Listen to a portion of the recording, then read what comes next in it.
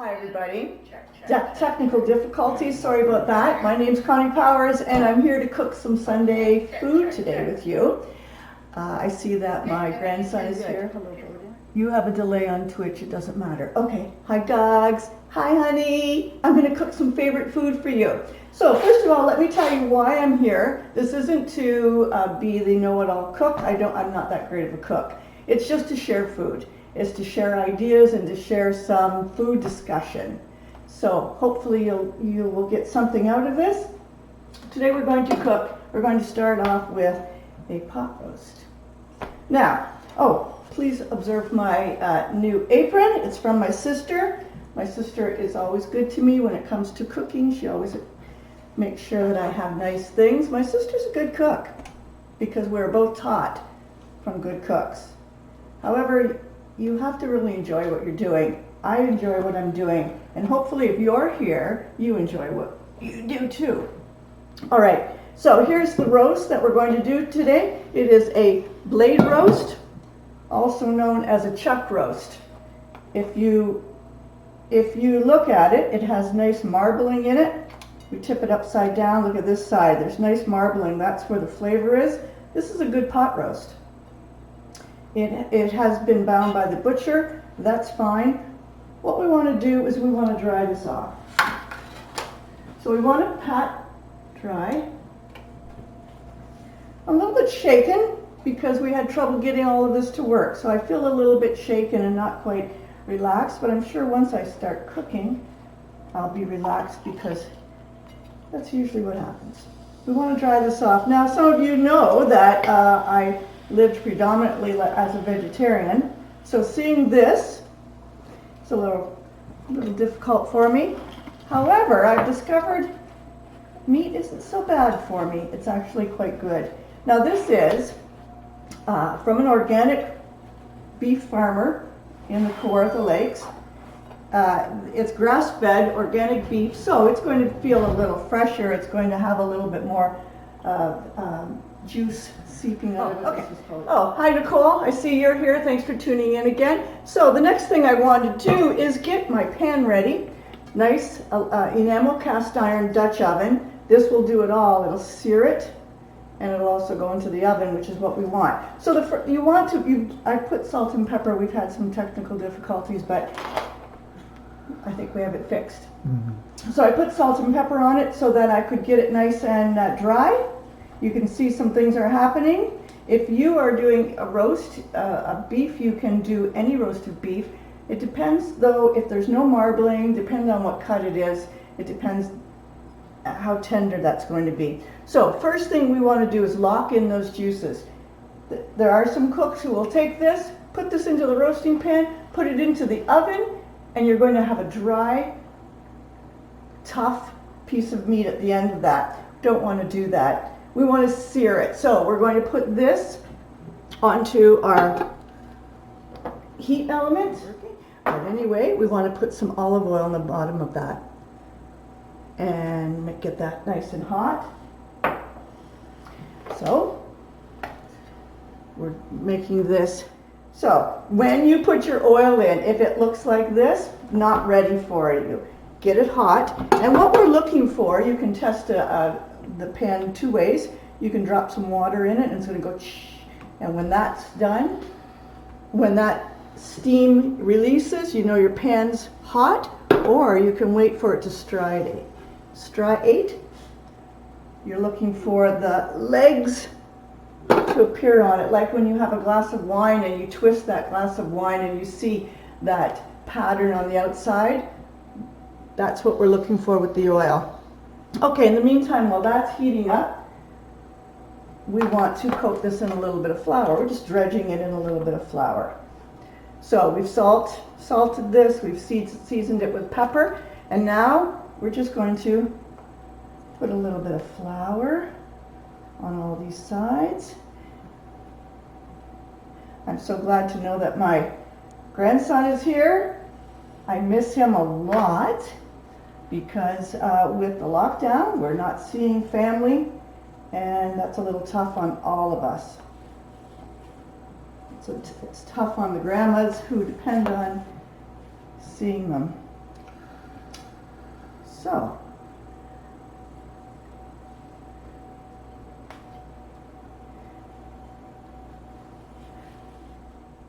Okay, that's about enough flour. We don't want to put that back into that because that has that on it, blood. So we're putting that there. Get rid of that. Okay, nice job. Now let's see if our pan's ready. Pick and sounds good. Okay, if you look at this, the oil is getting very light. Now, some people would now put onions in that, and they would. I don't want to do that. I simply want to braise this. Should I hear? I hear some sizzling. I should have heard more. Not bad. Okay, so we want to let that really get a crusty coating on the outside. So what are we going to do in the meantime? Well, we're going to get some carrots, some celery, a parsnip, some garlic ready. Now, because I'm fairly new at this, what I have been doing is I've been preparing all of my ingredients. But I want to branch out, I want to get a little bit more confident, and so I am going to start cleaning vegetables. Before, in my practice runs, I was cleaning all of my vegetables ahead of time and having all those handy little dishes ready like they do in cook shows, and I realized I can't do that. It's actually making the cooking twice as long. It's not worth it. You can hear the chuck roast, blade roast starting to brown on the one side. More than ever right now, we have to wash everything. More than ever. Wash it once, wash it twice. Now, some people do this when they clean their carrots. I've never ever been taught to do that. I peel it bottom to top. It works for me. If you do this, that action, it's good for you, it works for you. You have to do what we were taught. So I don't think that, hey, Scott's here. Hi, Scott. All right, so, welcome. Thanks for coming. Scott's a good friend of mine. Went to school with him. We discovered that we were both from Windsor, sitting in the middle of a music class. Scott's a foodie. That we know, and we're really happy to see him here. He does have a habit of calling me Connie Lou. That's my nickname with him. I like that boy. All right, garlic's done. I really like the sound of that chuck roast. Let's put the garlic over here. This is the parsnip. This is going to go, I don't want this in my roasting pan, but I do want to put this into my vegetables after. Let's talk about some things you may have seen people do in a roast. You may have seen them put a cold roast into the oven. Like I said, that's going to provide you with a nice tough roast. I'm creating a nice coating on that with the flour and the seasoning. You may have seen people put vegetables straight up into their roast. I don't like to do that because then you have mush by the time you're ready. I really do cook this slow, and a roast of this size, it's a little over 3 pounds, is going to take about 3 hours. Slow heat. So I've got my oven preset to 275. I have got some vegetables that I pre-cleaned. I've got sweet potato, plain old white potato, carrots, and parsnips.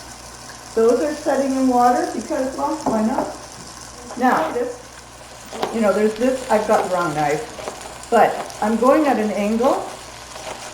I like the look of it. I think you get a better absorption of the flavors. You think this is easier than this is easy. This is not so easy to do when you're cooking by yourself. You just sort of peek inside your head, and all of a sudden you're talking. Okay, these carrots, both of these carrots are going to go into the meat. Don't worry about this. We're creating a nice glaze. My glasses, I don't know. I'm going to go around the edges now. Make sure I brown everything because that's where the juices are going to seal. I don't want those juices to come out. Okay, let's let that sit for a bit. These carrots, nice angle. I want them in big chunks. I'll show you why. Don't put these in small chunks. I want them to create a bridge between my pan and my roast. Okay. I've got some garlic. Oh, I need the garlic. Yay! It's working, but it's not on the meat nicely. Yay! Finally. Good. Okay, so I'm browning this. Very nice. I'm going to rinse that plate because I believe I'm going to need it. You notice I avoid to use the word blood. Still not around that. Okay, browning it. Nice. This is a gas element, so there is a little bit of heat loss. Okay, I've got that nicely browned. If you can see it, it could have taken a little bit longer. What I have in here now is called fronds. Oh, sorry, fond. So that pan's delicious. That's where all my juices are going to be. What am I going to put in there? I'm going to put some garlic. All right, garlic. I'm going to put a little bit of celery. Delish. Let that heat a bit. Now, this onion. I'm going to cut it in half, simply half. This is going to be my bridge. I want this between my meat and my roasting pan. I do not cut that into little pieces. Okay, so what do I want to do here? I want to deglaze this pan. I'm going to use red wine. That's my choice. You could do it with apple juice. You could do it with even broth. I'm going to put about a cup. Just enough to let, ooh, it's starting to smell very good in here. I'm smelling the onions, the garlic. I'm smelling the fond, the bits and the crunchy bits on the bottom of that roasting pan. Very nice. That's getting ready. Now, let me bring your attention to this vegetable. This is regular old turnip. But my kids never called it turnip. They called it wannabes because they hated them. And so when they would find this in the stew or they would find this in their dinner, they would say, "Is this a wannabe?" And I'd have to say, no, it's just a potato. So they would eat it. I never, ever got them to believe me. So I didn't peel this because I wanted you to see the wannabe and how I'm going to clean this. I'm just going to cut this off. Some people would actually peel this. I don't peel it because my kids could identify it, and now they want to. Okay, you see that nicely simmering in here? That's great. Some of the alcohol's burning off. I'm going to add a bay leaf.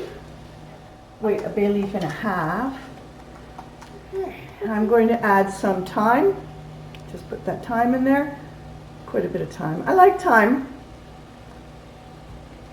And Scott probably just heard thyme keeps on slipping. Rosemary. All right. Take your onion and put it as your bridge. There it is. I just don't want the meat to be on the bottom. Now I'm going to add the roast. The enamel pot. Yep, it's going to make a mess in there. Absolutely. I want my onion back under there.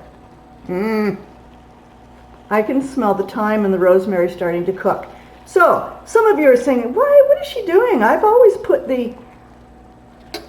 chop the onions up. That's good enough. That's your choice, but I don't do that. I have a whole garlic that's left. Sure, I'll put that in. That's going to be nice. Okay, I've got that cooking. Now, the next thing I want to put in. You're getting tips. Tips on what? Cleaning the pan? Just soak that pan is made for this braising. It's made for this roasting. After, there is, you know, a special brush you can have. Just soak it, maybe add a little bit of a cleaner that's going to have like a little scouring surface. Okay, so the next thing I want to add is beef broth. Yep, it's Campbell's. Campbell's does nothing for me, but I'm using it. So here's what I want to do. I want to add enough broth to go halfway up the meat. I don't want to cover the meat. It still must roast. There, I like the way that looks. So that was about maybe half, maybe 2/3. What else do I put in? I put in a little Dijon mustard. Little, you just take a little bit of Dijon mustard, mix it in. The bottom you could see that's probably about a half a teaspoon. Not much, I don't want it to take over. I also put in a little bit of tomato paste. Another thing you can put in is maybe a sun-dried tomato, but I'm putting in a little tomato paste. Again, half a teaspoon, not a lot, just enough to give it a little bit of a flavor. I need a whisk because I want that to start moving in there a bit, not just settling. Okay. I think I'm going to take it off this burner because it's getting ready for the oven. So what will I do with this? Well, let's put a little bit more salt and pepper because there's never enough. You can see that I've got the burner off now. Thank you for showing up today. Some of you maybe will make this today, and that's good. And I know that it's difficult to get to grocery stores and it's difficult to have all the right things in, but this is really basic food. You've got a little bit of meat, and if it's only one of you or there's only two of you, you could have half this size. Okay, so I'm going to take this off, this heat right now, and show you what would be next. What would be next is I might put a few of these carrots in just for extra flavor while it's roasting. Just a few like that. That's about 2 carrots. The wannabes are going to go in with the parsnips, the sweet potatoes, and the carrots. That's for later. And why not cook it now and then you just put a lid on it or make it now? Because then it's less work after. So we put a lid on it. We check that it's not too hot, and we're going to put it in the oven. My oven is set at 275. It's preheated. This goes in, and you forget about it for about 2 hours. So maybe about at noon, because it's about 11:25 right now. At maybe noon, I will turn it because I don't want the top to get dry. I'll turn it. About 30 minutes before it's ready to be eaten by your family, you take it out and you put in the vegetables. If you put them in now, they would be overcooked and they'd be dry. Now, another stream, I would like to show you the roast coming out and actually making the slurry and making a gravy. What is a slurry? You've made it before. It's the cornstarch, the flour, the thickening agent you're going to make the gravy out of. So you would take the roast out, and then you would have all those nice juices, including the wine and including the beef broth, and then you would make a slurry. You would process that. We won't get to that today. Today I wanted to show you preparing it. The next time we're going to show you how to make the gravy. Holly says hi. Hi Holly, glad you're watching. Holly is my daughter's partner's mother, and Holly's a very good cook. So she's watching this to see if I'm doing things right because she can do this stuff. Okay, now we're going to move on. So we've put the roast in. We have the vegetables ready to go. Simple, isn't it? Some people may want to put potatoes and make a mashed potatoes. That's another show again. Okay. Why are they soaking? They're soaking so that they don't turn brown, they don't discolor. They're also nice and fresh and clean. I could put those in the fridge. If it were summertime, I would put those in the fridge. I prepare them ahead of time because I'm already in the preparation mode, so why not?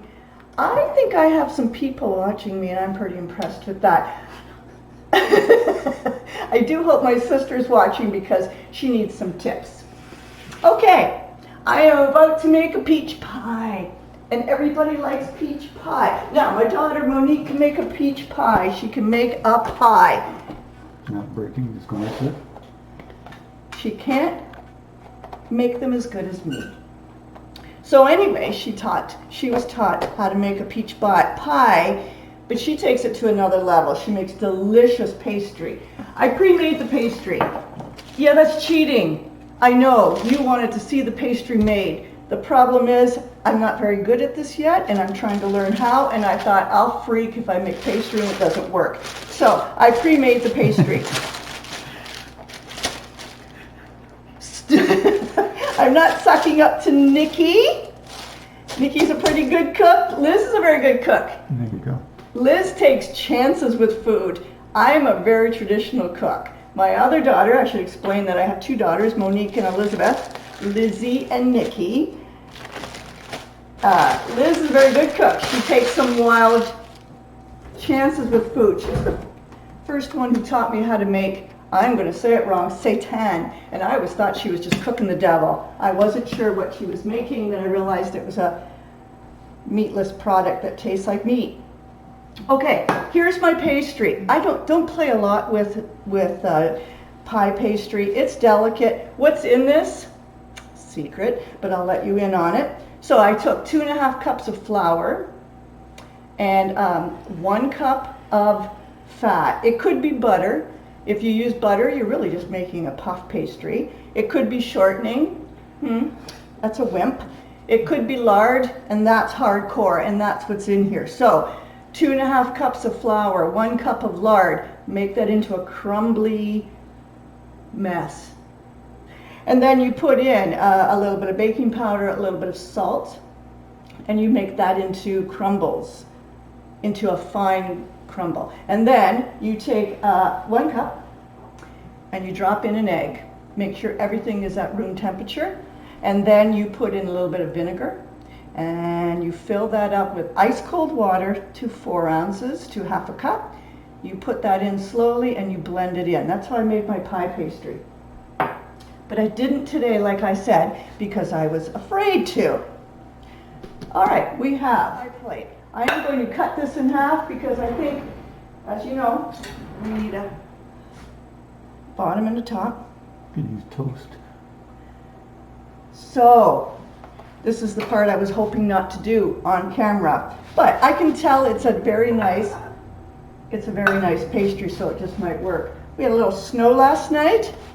Makes me feel like it's okay to make a roast and to make a pie. Now, you're like, well, wait a minute, I have only 1 oven. I have 2. Not everybody does. I only have 1 oven. Perfect reason to make something that takes so long. You've got your roast in anyway, why not bake something that also takes some time? Okay, so if you've noticed, this might be just something I do, but it works. I always make sure I surround it like that so that there's no cracks in it. Because once you have a split on the edge, it's hard to roll it out. So you can see I've got a silicone sheet and I've got a little bit of flour around here, not too much flour. When you push away from you, go back because I'm seeing a little restructure it.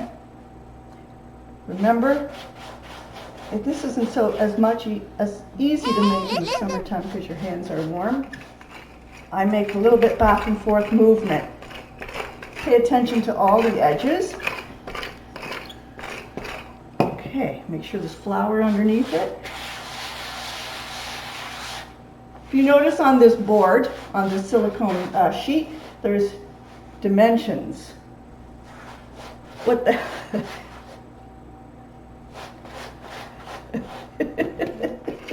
Although, as Scott knows, the witty just happens naturally.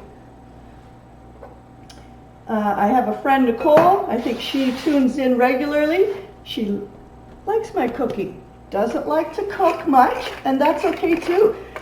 Doesn't like to cook, but she's here. So maybe this will inspire her and show her it's not hard. Even pies. But if you say, I'm not making a pastry, then buy one. It's easy to buy. They come in rolls. They come already made in the pie plate, the aluminum pie plate. If that's your thing, and that's a little bit easier, and you just want to create the filling, go for it. Think I've got enough? This is how I do it. Yeah, I do. So what do? You'll see other chefs roll it on the rolling pin. Other chefs, like I'm a chef. On the rolling pin, I can't do that, never could. I do this, I fold it in half, bring the pie plate, drop it center, and flip it. Now I feel like this pastry is a little bit thick, that's okay. Then I fold it in. That's looking good. Make sure there's no bubbles around the edge. You'll see right here there's a little bit of extra lard sitting there. That's fine, that's going to create a nice little puff.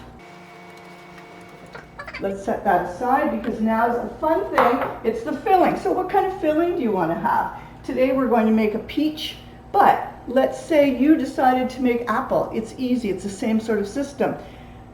These are peaches that I canned.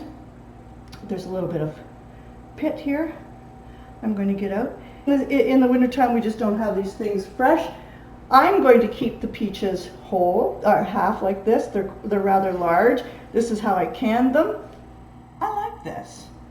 I like this size. What do you think? Do you think you would cut it up, or do you think that I should leave them like this? Waiting for some sarcasm. All right, Liz, Nikki, somebody, would you cut them? Nicole, would you want to see them cut? Somebody that's on my chat right now, tell me what I should do. Keep them whole. Yay, Speakeasy Tattoo wins. Okay, well, they're not exactly whole, they're half, but they're nice. Okay, I don't like a lot of sugar. You're going to see recipes that say half a cup of sugar. Nicole says she'd cut them. Nicole says she would cut them?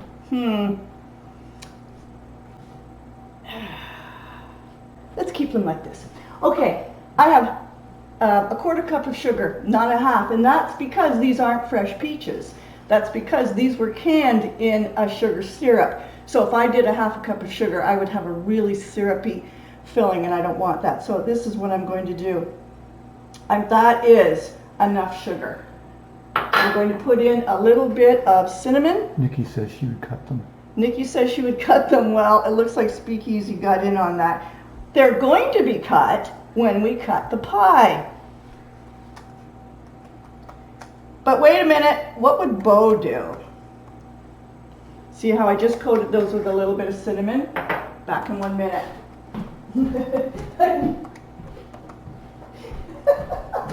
Okay, that. Okay, nutmeg. Oh, I don't want that nutmeg. I wanted to show you something else. Just a minute.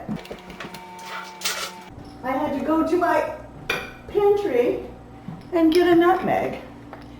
All right, we've got a whole nutmeg. I love... There's a debate about cutting and not cutting. Oh, there's a big debate about... They're canned by her. They're canned by me. I know these peaches intimately. All right, this is a rasp, not tukarask like the goalie. It's a rasp. This is a whole nutmeg. You can do this. This is when I'm lazy and I don't want to do this. There's nothing like fresh. It comes out in an aroma of nice. So, get it started. I need a camera angle here. Busy. Oh, God. Okay. Don't grind your fingers. I don't grind my fingers. That's a knack I have. And then, you know, you were probably raised on a little bit of finger meat. Why did Nicole just says took?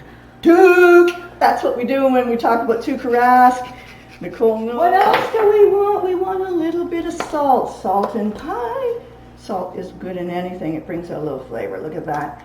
Now, if this were a Gordon Ramsay show, you would have seen the granules of salt go in. It's not. We need to thicken this somehow. Some of you may use flour. I don't like to use flour. I like to reduce as much gluten as I can, although we just put this into a gluten pie shell. So I am going to put in cornstarch. I like it because flour makes a cloudy syrup after. Cornstarch is clear. So when you go to that favorite diner and you get a pie, 1, 2, and 3, you go into a diner and you get your favorite pie and you cut into it and it's nice and the clarity of that juice, that's because of the cornstarch thickener. And we want to put a little bit of lemon juice. I don't want to cut on my board. I need a fresh one. Okay. We want a little lemon juice. Why don't I just buy the bottle? I do, but because this is a special show, I didn't want to do my bottle. So I do this, I cup my hand over it so that the seeds will fall into my hand. This cuts a little bit of the sugar. Something you're going to notice about these if you watch me, and I hope you do, is that I'm left-handed. So a lot of the things I do may look a little backwards to you, but they are not. So Nicole is a Red Wings fan. I know. And so is Scott, as a matter of fact. So I've got 2 Red Wings fans on this stream today, and they won a game last night. Wow. Detroit Red Wings won a game. So I guess they're planning the parade today. And yes, I know the Bruins lost, but you know, they're generous people, and once in a while they have to allow other teams to win, or else, you know. My grandson is a Boston Bruins fan. He likes number 63, Brad Marchand. Who doesn't? Let's face it. Okay, so back to the cooking. Look at that. You can see the sugar starting to make a nice juice on here, and you're saying, wait, that's cloudy. It won't be when it cooks, and you know that. Nicole says the parade route is almost set. Nicole says the parade route is almost set. Well, I suppose with social distancing, none of us will have to be subjected to that. Now, I'm cutting some of the big ones. You know, I'm looking at it saying, speak easy. It's too much, it's too much. Although, Sell out. I've sold out.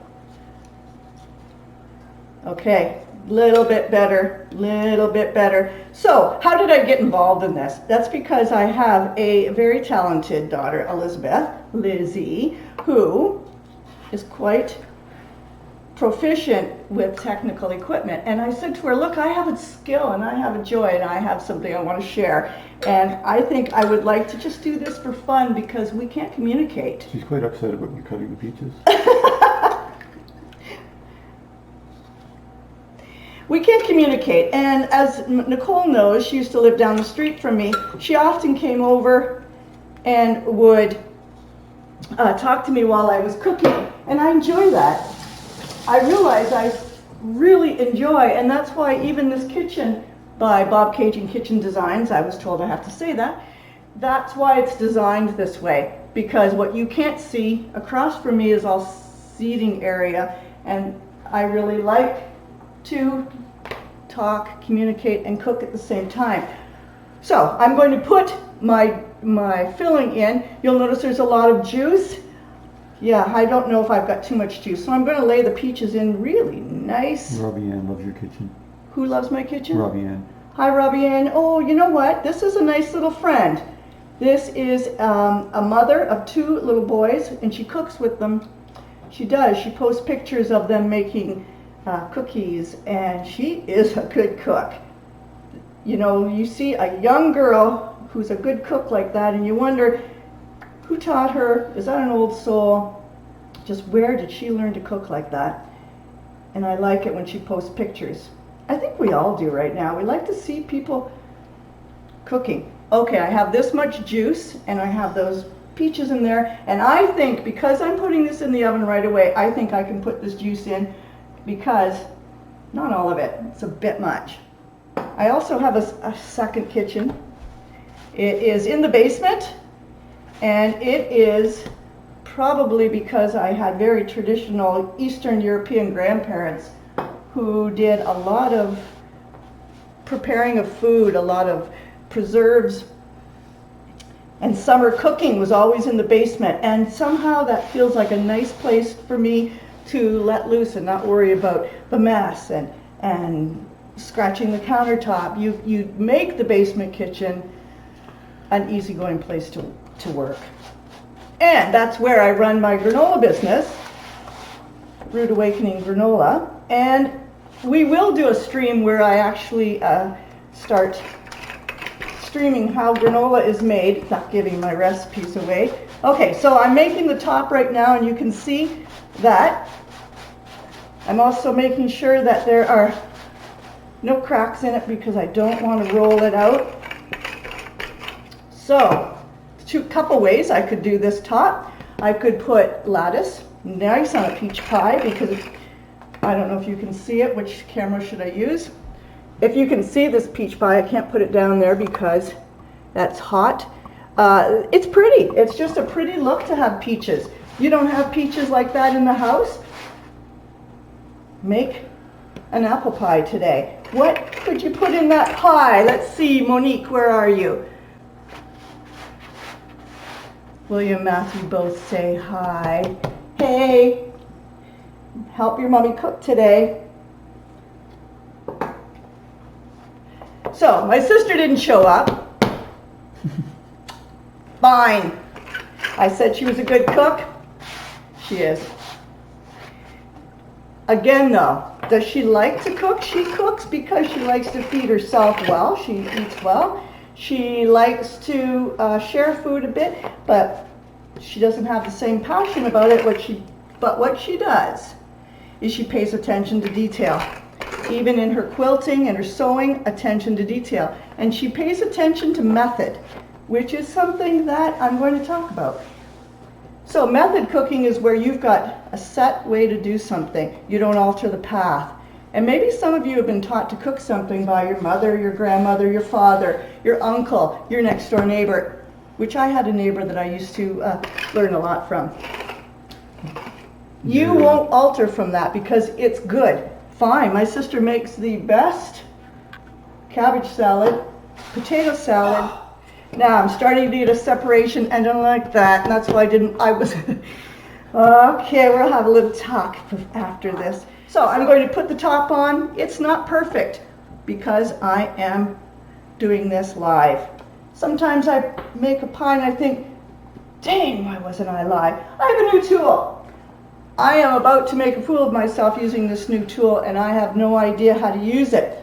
Let's see. It's supposed to. It's one of those things you get on Facebook that you get and you say, are they kidding me? It's like an inhaler. It's not an inhaler. I'm going to run this around the edge. If it doesn't work, it doesn't work. Dang, look at that. Not bad. So it also cuts at the same time. First time I've used this. Oh, no. Never mind. Never mind. Oh man, I wrecked my pie. Let's try it again. I'm not going to give up. Maybe I was pushing too hard. Okay. Nah. Okay, so Liz, the OPP, are going to be at my door. Okay, it's not a nice looking pie. Scrap that thing. I knew it. I knew I should have done it before I got on here. We're going to trim this pie.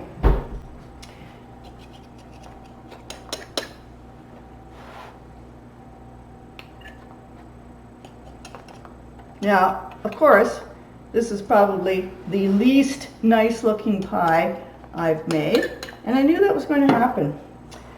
I knew as soon as I did this live, because I'm being distracted. I'm being distracted by people making up stories. There. Now, what am I going to do with this? Oh, you'll see. You don't ever waste this. You just put this together. You put it into a little bag, and I'm going to make like a little tiny pie someday with that. This does not look nice. Great. Everybody's going to think she can't make a pie, and I can. So I'm going to rectify it a little bit. I'm going to fix this up. Okay, so let's fix this up. Let's really home spin this pie. We are going to just make some pie marks on the top. Not only does it look nice, it's going to seal it. I don't know about this tool. I'll take some practice time with it. Okay, so you see when you do the fork, you get all those little edge pieces, not nice. Can Mama tell us why some people cook the crust a little before they put in the fruits? Nobody does that. Now, now sometimes you cook a crust before you add the filling, and that's only because the filling isn't something that you would bake, like a chocolate pie or... Oh, she saw it on the Great Canadian Cooking Show. They don't know what they're talking about. You need to come to Rude Awakening TV to find out what we're doing. Okay, so I want to fix this up. So I'm going to get a little bit of... Okay, so we're going to put a little bit of egg white on there. Why? Why? Who can tell me why? Cameraman says to brown it. Anybody else? Bueller? Back in the closet I go, okay. So I'm just going to lightly brush the top of this pie. You know this is going to taste good. This pan doesn't look nice. However, it will save your oven. You don't need this. If you don't have this, use a cookie sheet. Use a pizza pan without the holes. This one has a center so that the heat will continue. You can see it's scratched up. It is used and abused now. Problem. My oven is set at 275. I'm not putting... I could turn my oven up, or I can put my second oven on. Sorry, you don't have that. All right, we're going to clean up a little bit. I was told, and see the nice beauty of this? You just roll it up, clean it up.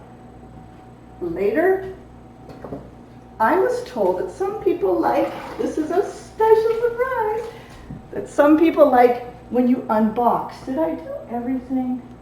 Yeah, I think I did. Some people like when you unbox. So I've cleaned my area up. And I'm going to unbox something that was in my mailbox this morning. Here's my box. It has come from Amazon. Can you see the top of it? Yes? This is something that's not necessary, but totally what I would like to have in my cupboard. It is, says Macintosh, Canadian Masters Group of 7. What is it? Guesses, guesses. What's in the box? Yes, what's in the box? The puzzle. Puzzle, no. No? I'm opening it. Some of you are disappointed. Some of you are like, wow! Teacups. Now there's peanuts in them. Why? Why? Why do we want peanuts in here? Very nicely packaged. Some of you are thinking, lucky, she's got group of 7 teacups. All right, it's not something we all need, but will you check that out? This one is beautiful. So if you know the group of 7, I don't. Celebrity Juice, is that Chris? Hey, Chris. Okay, so Chris would really like these because he drinks out of a mug all the time on his live stream. Beautiful. That one is done by, okay, who knows the name of the group of 7? It's 7 people. The groups, yeah, the group name, like all of these guys, unfortunately all men, that are in this group of 7. Who knows their names?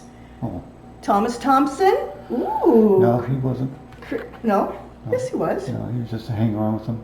Oh, apparently he wasn't, Chris. You may have to Google it. But look, it looks like a little coffin for these. Look at, there's silk in here. Okay, who's this one by? I don't know. I don't know the group of 7. I don't do visual art stuff. This one is AJ Casson. It's called White Pine. Come on. Coffee and this in the morning. Tea and this. Come on. It's beautiful. And this one is the whole reason why I bought this kit. This one's gorgeous. Now, can we go to this camera? Look. Neat. Oh my gosh, I need a new cameraman. Chris, what are you doing? Okay, this one is Frank Johnson. Seemed like everybody's name was Johnson. Is it gorgeous? Yes. Yes, it is. That's it. I think that's it for today. Something I may want to do is come back and show you how I make the gravy. I might do that. I might do that as a video and then post it. So thank you for coming. I am so glad that all of you showed up on this Sunday. Thanks everybody. Bye.